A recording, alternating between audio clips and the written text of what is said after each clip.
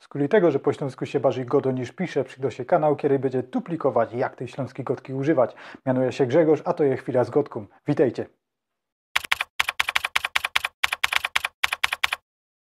Wszyscy przeszliśmy bez polskiej edukacji i oglądamy telewizję po polsku.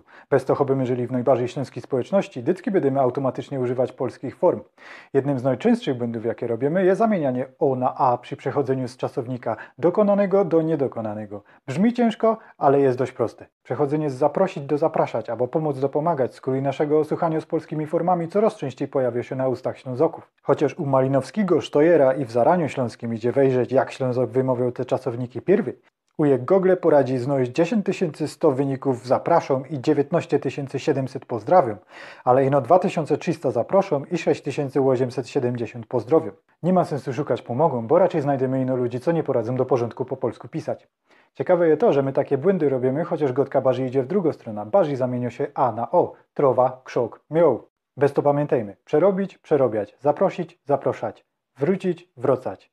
Więcej przykładów znajdziecie w opisie wideo. Ok, to jest wszystko. Pierwszy odcinek Chwili z Gotką jest za nami. Jeśli macie jakieś pytania albo uwagi, łostowcie komentarz niżej. Dzięki za wasz czas. Chowcie się.